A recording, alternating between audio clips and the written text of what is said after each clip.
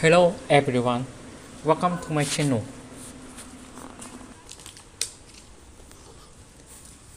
For 7 endless days, I couldn't reach my parents. No calls, no messages, just silence thick and unnatural. At first, I tried to convince myself they were busy, maybe on a short trip. But by day 7, something inside me snapped.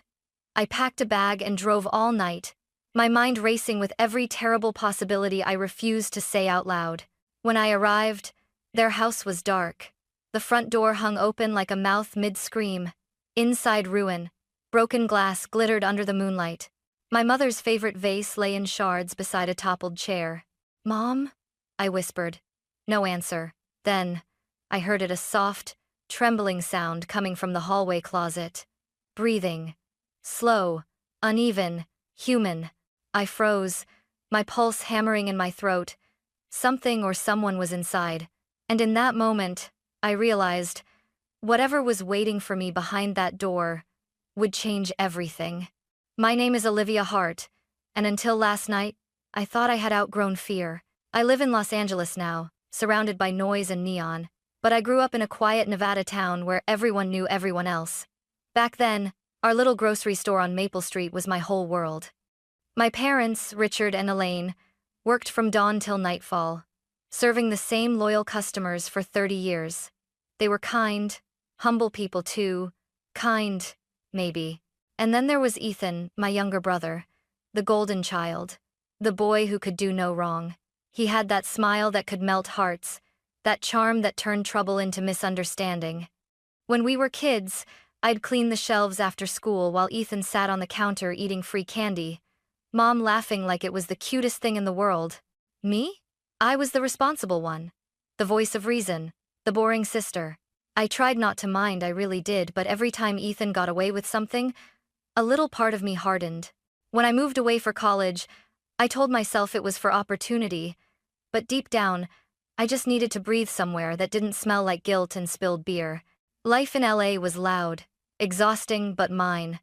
I built a career as an event planner, worked 16-hour days, and told myself I'd made it. I'd escaped. But escape is a funny word. You can run for miles and still carry the same ghosts. A few months ago, Dad called me late at night. His voice was shaky, I hadn't heard that tone in years. "Liv," he said. "Your brother's in trouble again." I remember sighing, rubbing my temples. "What now?" He hesitated. "Debts. The gambling kind. But don't worry, we'll fix it." "Dad," I warned, "don't give him money again." He didn't reply. Just a long pause before he whispered, "He's still my son." That call haunted me for weeks. I knew how this story went, I'd seen it too many times. Ethan would promise to change, my parents would believe him, and then everything would fall apart again. Still, I didn't call back. I didn't check in. I buried myself in work and told myself it wasn't my problem anymore. And yet, when they stopped answering the phone, when the silence stretched past reason, I knew I couldn't ignore it. Not this time. Because somewhere deep down, I felt it. The quiet wasn't peaceful. It was wrong. It started small, an unanswered call on a Monday afternoon. I was in the middle of a client meeting when Mom's name flashed on my phone. I told myself I'd call her back later. When I finally did that evening, the line rang and rang before dropping into voicemail. "Hey Mom," I said lightly. "Sorry I missed you. Call me back, okay?" She never did. By Tuesday, I'd called 3 times. No answer. Wednesday, I texted Dad. "You guys okay? Haven't heard from you." The message was delivered but never read. That was when unease started to creep in, a cold, slow ache under my ribs. Thursday came and went. I called the store. No one picked up. Friday morning, I checked the local news online, half expecting to find something: a storm, a power outage, anything. But Reno was quiet. Too quiet. Saturday night, I sat on the edge of my bed, staring at my phone as if I could will it to ring. Every time I tried to sleep, my mind replayed Dad's voice from that last call. "He's still my son." Sunday afternoon, I opened the store's Facebook page. The latest post froze my blood. "Closed this week due to family matters. Thank you for understanding." My parents never closed the store. Not for sickness, not for vacations, Not even after Dad's heart scare 3 years ago. For them to shut it down completely? Something was wrong. I grabbed my phone and dialed Mrs. Collins, our old neighbor. She answered on the second ring, her voice tight. "Olivia, I'm glad you called. I've been worried sick." "What's going on?" I asked. "The store's been closed all week. The lights are off, and..." She hesitated, voice lowering. "I saw Ethan there 2 nights ago." My breath caught. "Ethan? Are you sure?" "As sure as I'm standing here. He was with 2 men rough-looking. They parked a black truck outside, stayed about half an hour. Then they left. I thought maybe your parents were helping him again." My stomach twisted. "No, Mrs. Collins. They wouldn't..." But even as I said it, I knew she was right. They would. They always did. After the call, I just sat there, staring at the wall, the words rough-looking men echoing in my head. That night, the sky over Los Angeles glowed orange from the city lights. I threw some clothes into a duffel bag, my hands shaking so badly I could barely zip it. "Not again," I whispered to myself. "Please, not again." And before I could talk myself out of it, I grabbed my car keys, slammed the door behind me, and started the 7-hour drive back to Nevada, back to the house where silence had started to sound like a scream. The drive from Los Angeles to Reno felt endless. The desert stretched around me like a hollow grave, miles of nothing but sand, wind, and the low hum of the highway. My hands were tight on the wheel, knuckles pale in the dashboard light. Every mile felt heavier than the last. By the time I crossed into Nevada, it was nearly midnight. The town sign, "Welcome to Maple Street," flickered weakly under the yellow glow of a single lamppost. The place where I'd grown up, where everything once felt safe, now looked foreign, hollowed out by shadows. When I turned onto Main Street, my heart sank. The grocery store Hart's Market was dark.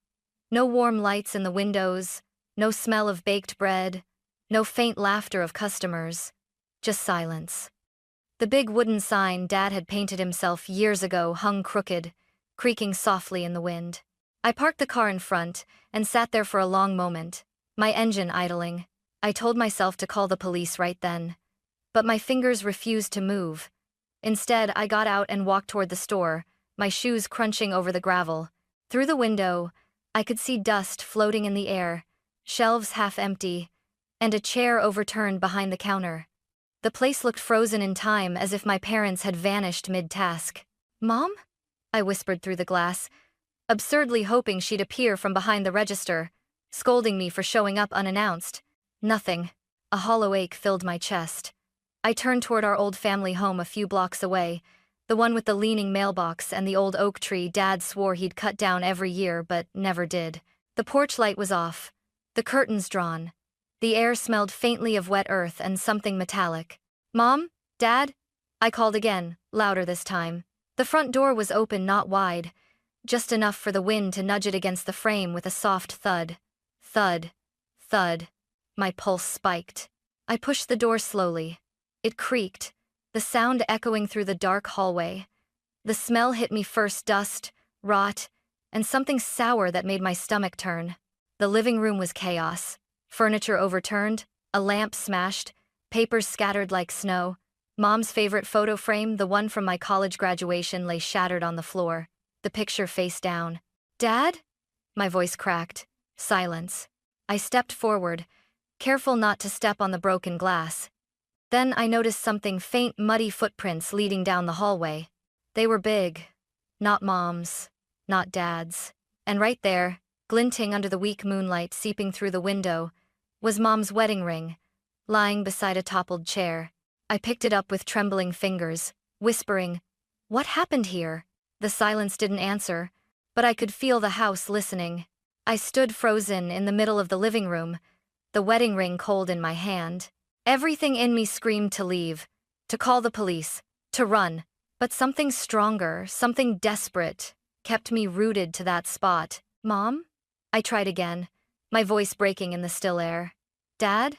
No answer, just the wind brushing the curtains. I took a slow step forward, then another, the wooden floor creaking beneath me. The air felt thick, stale, wrong. The faint smell of something metallic lingered, blood or rust. I couldn't tell. A soft sound broke through the silence, a small, shaky breath. It came from the hallway, from the closet at the far end. Every instinct screamed, "Don't go," but my feet moved anyway. The closer I got, the louder my heartbeat grew, a drum pounding inside my skull. I whispered, "Who's there?" Silence, then a faint whimper. My hand trembled as I reached for the doorknob. My reflection in the hallway mirror looked pale, ghost-like. For a second, I thought I saw someone move behind me. I spun around. Nothing. "Okay, Liv," I whispered to myself. "Breathe. Just breathe." The door handle was cold, slick with dust. I swallowed hard and pulled. The hinges groaned, opening into darkness. At first, I saw nothing, just old coats, boxes stacked high, and the faint smell of mothballs. Then, movement. Something shifted in the corner. I stepped closer, heart hammering. "Hello?" A small shape stirred.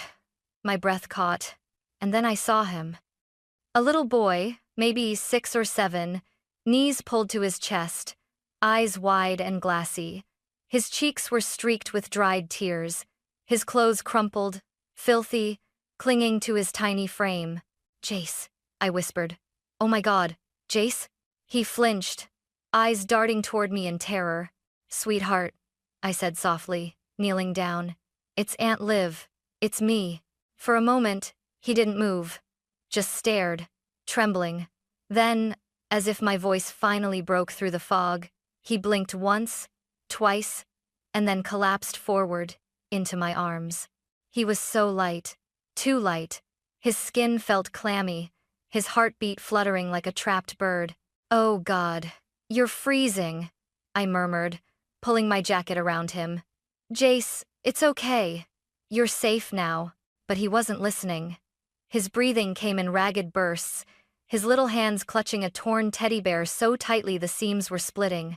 He whispered something so faint I almost didn't hear it. "Grandma! Grandpa!" My throat tightened. "Where are they, sweetheart? Where's Grandma and Grandpa?" He shook his head violently, sobs racking his tiny body. I held him close, my own tears burning hot. "Shh, it's okay, baby. You're safe, I promise." He didn't answer. He just buried his face in my shoulder and went limp. For a moment, the house was completely silent again except for my own shaking breath. I pressed my ear against his chest. He was alive, but weak. I had to get him help. I stood up, cradling him in my arms. His small fingers clung to the fabric of my shirt as if letting go meant falling back into the nightmare. As I stepped toward the front door, the hallway light flickered. Once, twice, and then I heard something upstairs. A slow, deliberate creak. I froze. Someone or something was still in the house. Every hair on my body stood on end. My heart thudded so loudly I thought whoever was up there could hear it too. I backed toward the door, whispering, "It's okay, Jace. Hang on, honey. We're getting out." One last look around the broken furniture, the cracked wall, the shadows swallowing the staircase. Then I ran. Out the door, down the porch steps, into the cold night. I didn't stop until I reached my car. Jace was barely conscious, his head against my shoulder. As I started the engine, the headlights swept across the house. For a fraction of a second, I thought I saw a figure in the upstairs window motionless, watching. But when I blinked, it was gone. And all that remained was the echo of my own voice, whispering into the dark. I should have called the police first. At the hospital, the white lights felt too bright, too clean, like they were trying to erase what I'd just seen. Jace lay motionless on the gurney, his little hand clutching that torn teddy bear even as the nurses worked around him. "He's severely dehydrated," one nurse murmured.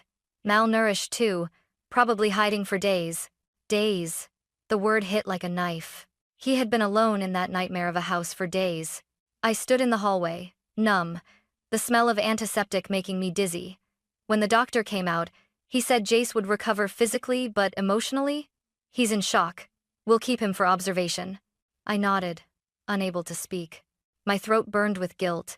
I had left my parents to handle everything, and now, the automatic doors hissed open behind me. A man stepped in mid-40s, broad-shouldered, wearing a dark jacket and a tired expression. "Olivia Hart?" he asked, flashing a badge. Detective Mason Turner, Reno Police Department. I exhaled shakily. Thank God. Please, you need to go to their house. My parents are gone. Everything's... I already have a team there, he interrupted gently. Let's start from the beginning. Tell me everything, I told him. About the calls, the store being closed, the broken furniture, the footprints, the ring and the sound from the closet. He listened in silence, jotting notes, only breaking eye contact to glance toward Jace through the glass. When I mentioned my brother, Mason's pen stopped. Ethan Hart, you're saying he was seen at the store recently? Yes, I said quickly. Our neighbor, Mrs. Collins, she saw him with 2 men a few nights ago. Mason's jaw tightened. Do you know who these men are? No, I said. But I can guess why they were there. He nodded grimly. Debts? I looked away. Always debts. Mason made a call. Get forensics to check for prints, shoe sizes, any trace of forced entry, he said. Then he turned back to me. And Miss Hart, I'll need you to stay in town. We may have to ask the boy some questions once he's stable. My stomach twisted. He's 6 years old, detective. He's terrified. I know, Mason said softly. But he might be the only one who saw what happened. A few hours later, he drove me back to the house. The flashing red and blue lights cast eerie shadows across the yard. Yellow tape stretched across the porch like a wound. Inside, officers moved quietly, photographing the mess. One of them called out, Detective, you'll want to see this. In the kitchen, near the back door, a small smear of blood glistened under the flashlight. Next to it, a wallet. Mason knelt, opened it, and his expression darkened. He handed it to me. Inside, beneath an old ID card, was a photo I knew too well, Ethan, grinning beside my parents, taken years ago at a barbecue. My stomach dropped. Looks like we found your brothers, Mason said. I stared at the wallet in his gloved hand, my voice barely a whisper. Then he was here. And in that instant, the silence of the house no longer felt empty. It felt haunted. Jace didn't wake until the next morning. When he did, he looked small and lost under the hospital blankets, his brown hair sticking to his forehead, his lips pale. The heart monitor beeped softly beside him, steady, fragile. I sat by his bed, clutching a paper cup of cold coffee. My hands wouldn't stop shaking. Hey, sweetheart, I whispered, brushing his hair back. It's Aunt Liv. You're safe now, okay? His eyes fluttered open.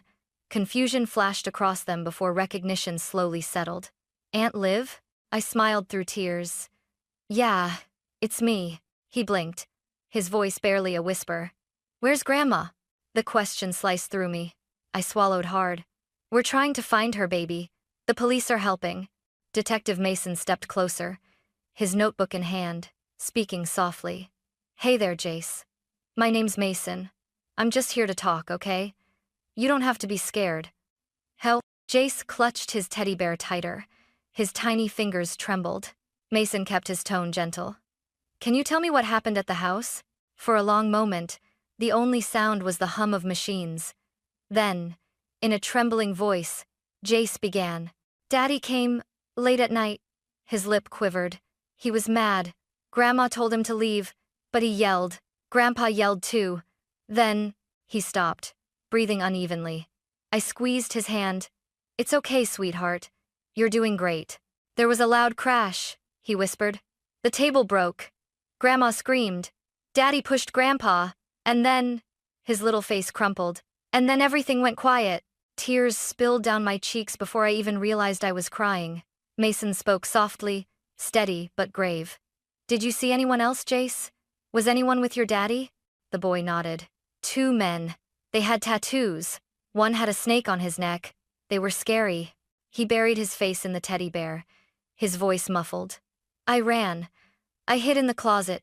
I heard glass breaking, and Grandma crying. And then, nothing. I couldn't breathe. The air around me thickened, pressing on my chest. Mason gave me a look, one that said everything without words. Jace's sobs grew louder until his little body shook. Is Daddy in trouble? I took his face in my hands, tears streaking my cheeks. Sweetheart, Daddy made some bad choices. But you did the right thing, hiding. You're so brave, Jace. So brave. He nodded weakly, eyes wide with fear and guilt far too heavy for a child. Mason closed his notebook and stood. We'll find your dad, he said quietly. You have my word. After the detective left, I stayed beside Jace, watching his breathing slow as he drifted back into sleep. My reflection in the window looked like a stranger hollow eyes, smeared mascara, haunted by the truth I didn't want to say out loud. Ethan wasn't missing. He was running. And if what Jace said was true, my parents weren't missing either. They were gone. The realization hit like a physical blow.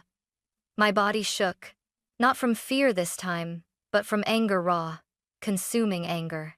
I pressed my hand to the glass, staring out at the morning light creeping over Reno. You did this, Ethan, I whispered. You brought this to our family. But another voice softer, crueler whispered back from somewhere deep inside me. You knew what he was, Olivia. You just didn't stop him. That thought followed me long after I left the hospital. A ghost I couldn't silence, no matter how hard I tried. 2 days later, Detective Mason called.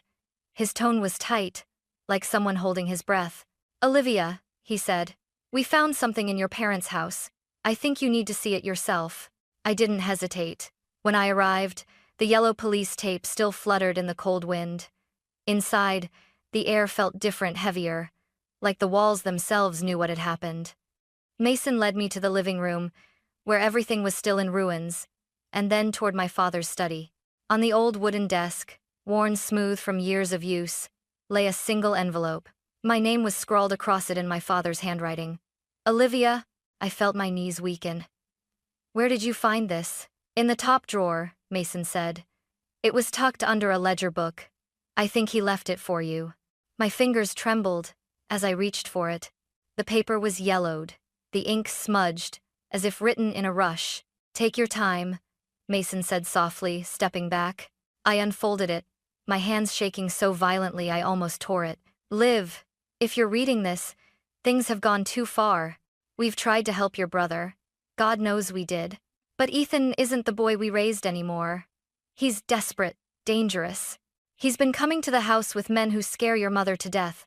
He says he'll sell the store, that it's the only way to pay them back. We refused. He threatened us. We're scared, Liv.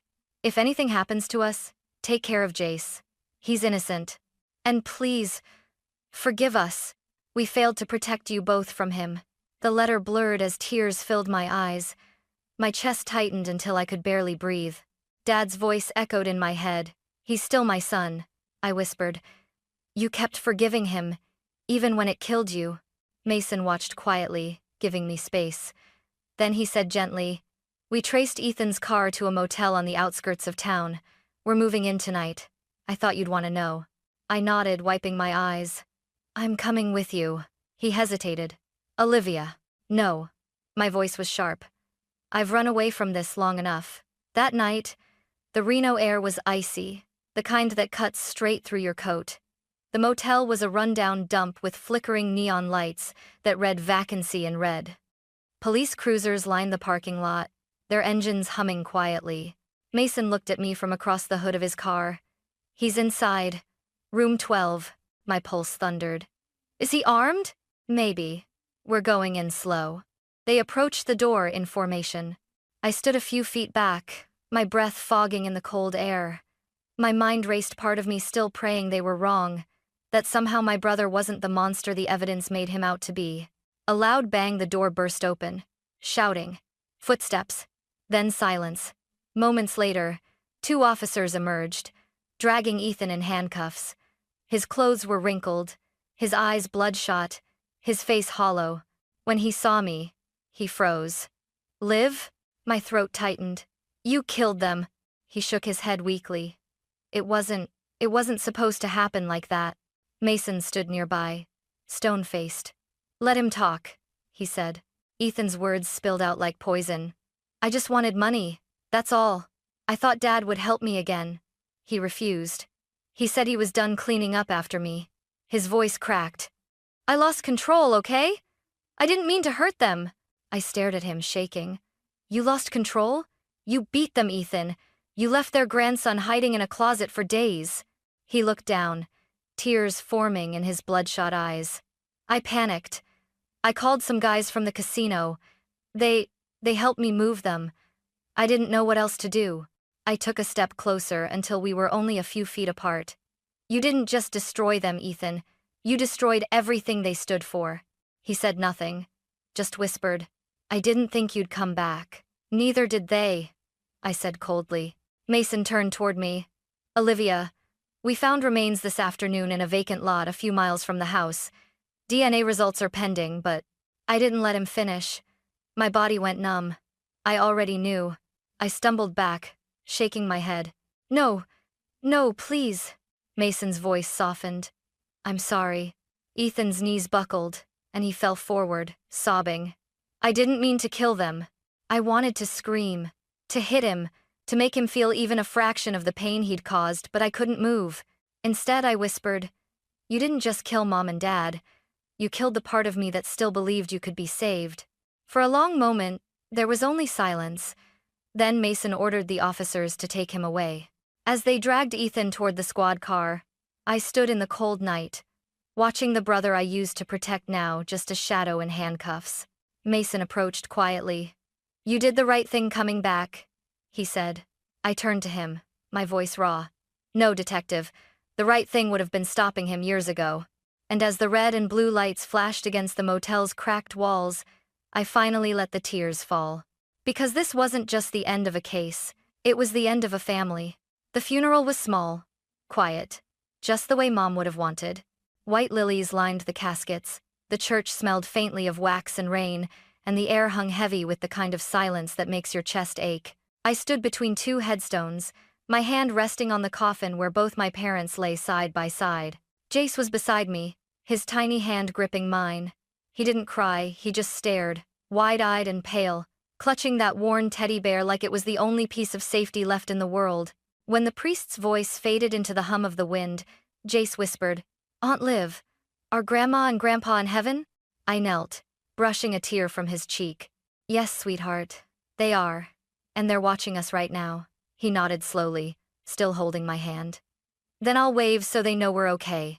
And he did, lifting his little arm, waving into the cold, gray sky. My heart broke and healed all at once. After the funeral, I packed up what was left of the house. The shelves were empty, the walls bare, but the ghosts lingered memories, clinging like dust. Dad's work gloves, still hanging on a nail by the back door. Mom's recipe book, pages smudged with flour and love. I couldn't stay there. The house that once felt alive now felt like a tomb. So, I sold the store, the house, everything. The money went into a fund for Jace's future, a promise I made in front of their graves. He'll never grow up like Ethan did, I swore silently. He'll know love, but he'll also know limits. We moved to Los Angeles. I found a small apartment on the edge of the city, where the noise of traffic fills the spaces silence used to haunt. Jace started school again. The first few nights, he woke up screaming, calling for his grandparents. I'd rush into his room, hold him until his breathing slowed, whispering, You're safe now. I'm here. I'm not going anywhere. Weeks passed. The nightmares grew shorter, the smiles longer. One evening, as the city lights blinked below our window, Jace tugged on my sleeve. Aunt Liv? Yeah, buddy? He looked up at me with those same soft brown eyes Mom used to have. Can I stay with you forever? I pulled him into a hug, my throat tightening. Forever, sweetheart. You and me always. That night, after he fell asleep, I stood by the window, looking at the endless stretch of city light. For the first time in months, I felt something I hadn't dared to before. Peace. I still dream of the old house sometimes, of the creaking door, the smell of bread, and the faint sound of laughter from years ago. But when I wake, I don't cry. Because I finally understand what Mom and Dad meant in that letter. Love isn't just forgiveness, it's responsibility. It's choosing who to save before it's too late. And though I couldn't save them, I saved him. That's what remains.